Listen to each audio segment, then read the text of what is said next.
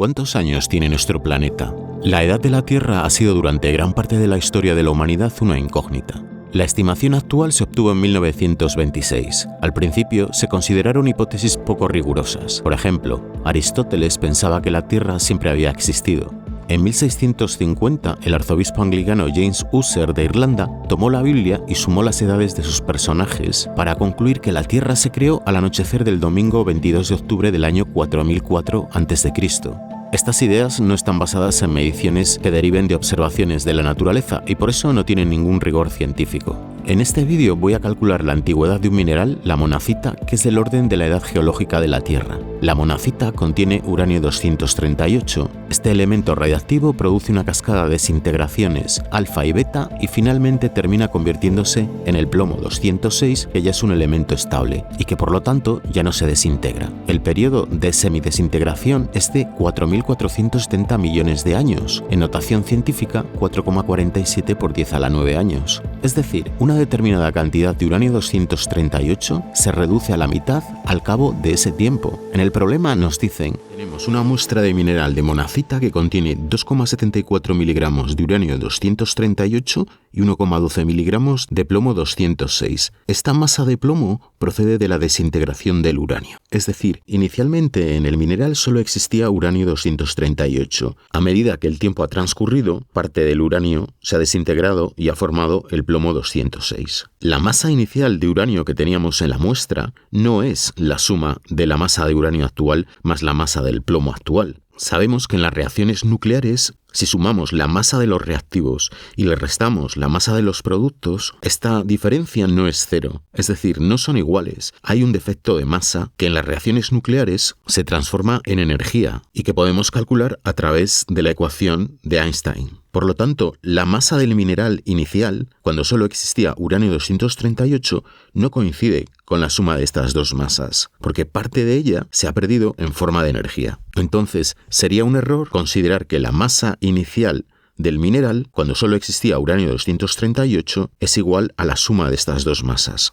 Resolver el problema, entonces, lo que tenemos que hacer es pasar estas masas y calcular el número de átomos existentes en ellas. Una vez que tengamos el número total de átomos, ese sí que será igual al número inicial de átomos de uranio, porque en la desintegración del uranio 238, cada átomo de uranio que se desintegra da lugar a un átomo de plomo 206. Para poder calcular el número de átomos que hay en cada una de estas masas, tenemos que utilizar el concepto de mol. En primer lugar, voy a considerar el uranio 238 actual, esta es su masa en gramos, y voy a pasarlo a moles.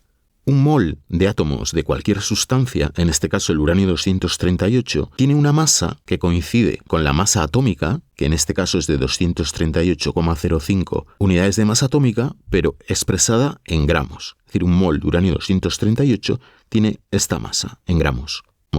De uranio 238 se simplifica y si hiciésemos la operación tendríamos los moles que contienen esta masa. Escribimos otro factor de conversión sabiendo que un mol de cualquier sustancia contiene el número de Avogadro de átomos de esa sustancia. En este caso, pues es el uranio 238. Un mol de átomos contiene 6,02 por 10 a la 23 átomos de uranio 238. Y pongo mol abajo porque quiero que se simplifique y al final lo que voy a obtener son átomos de uranio 238. Mol con mol se simplifica y ahora hacemos todo este cálculo y este es el número actual que hay de átomos de uranio 238. Si no tienes claro estos cálculos y el concepto de mol, te aconsejo que veas este vídeo que aparece el enlace en la parte superior de la pantalla. Vamos a hacer lo mismo con el plomo. Partimos de la cantidad que tenemos, expresada en gramos. Un mol de plomo 206, un mol de átomos de plomo 206, tiene esta masa, que es uno de los datos. Gramos con gramos se simplifican. Y ahora un mol de átomos de plomo 206 contiene el número de Avogadro de átomos de plomo 206. Mol con mol se simplifica. Realizando el cálculo se obtiene que el número actual de átomos de plomo es igual a esta cantidad. El número inicial de átomos de uranio entonces es igual a la suma de estos dos números, porque todos los átomos de plomo que tenemos provienen de la desintegración de átomos de uranio 238. Con este número resolvemos el primer apartado del ejercicio. Ahora podemos utilizar la ley de desintegración radiactiva para calcular la antigüedad de la muestra, porque conocemos el número actual de átomos de uranio, que es este, el número inicial también lo conocemos, que lo hemos calculado antes, y podríamos despejar el tiempo desde que existía esta cantidad inicial de átomos hasta que existe esta otra. El tiempo que ha transcurrido es la antigüedad de la muestra. Entonces, para poder hacer esta operación necesitamos conocer la constante de desintegración radiactiva del uranio-238. Podemos calcularla a través de esta expresión, donde T1 es el periodo de semidesintegración del uranio-238. Esta fórmula no la voy a demostrar ahora, lo he hecho en otros vídeos, como por ejemplo el que aparece en la etiqueta en la parte superior de la pantalla. La constante la expresamos en años a la -1, porque hemos puesto el periodo de semidesintegración en años. Sustituimos los valores de n, n0 y lambda, y vamos a despejar t. Esta es una ecuación exponencial. Este factor pasa dividiendo. El siguiente paso es tomar logaritmos neperianos en ambos lados de la ecuación, de forma que la t va a bajar multiplicando y la podremos despejar. En este lado de la ecuación vamos a aplicar esta propiedad de los logaritmos. El logaritmo de una potencia es igual al exponente multiplicado por el logaritmo, en este caso el logaritmo neperiano, de la base de la potencia. Es decir, b baja multiplicando. En nuestro caso, todo este exponente va a bajar multiplicando. Lo he reordenado un poco, lo único que he hecho es lo que he comentado antes. Este exponente ha bajado multiplicando. El logaritmo de la base siempre es igual a 1. En este caso, la base de los logaritmos neperianos es el número e.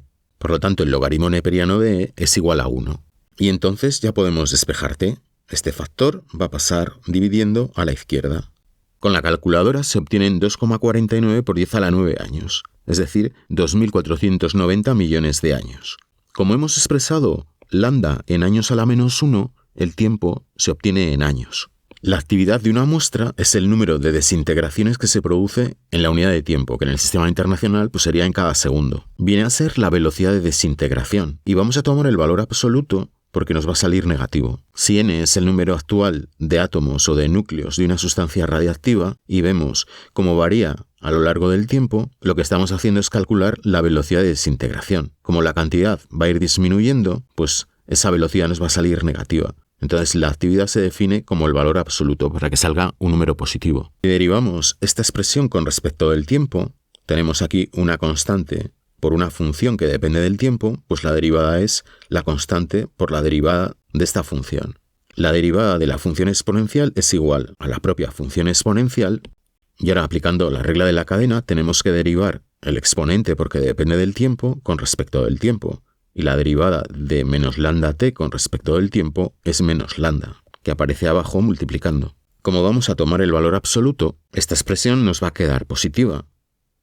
Pongo lambda al principio y entonces este factor es igual al número de átomos o el número de núcleos actual. La actividad se puede calcular como la constante de desintegración por el número actual de núcleos de la sustancia que estemos considerando. Y la unidad es desintegraciones por segundo. Si ponemos el tiempo en segundos en el sistema internacional, a esto se le llama becquerel o becquerelio. Como vemos, la actividad depende de la constante, pero también depende del número actual que haya de núcleos. En nuestro caso ponemos los valores que hemos calculado previamente y se obtienen 1,07 por 10 a la 9 desintegraciones cada año, porque hemos puesto la constante en años a la -1. Si queremos expresarlo en becquerelios o becquerel, tendremos que pasar los años a segundos. Un año tiene 365 días, cada día 24 horas y cada hora 3.600 segundos. Con la calculadora se obtienen 34 desintegraciones cada segundo aproximadamente, es decir, 34 becquerelios. En cada segundo, 34 átomos de uranio-238 se desintegran.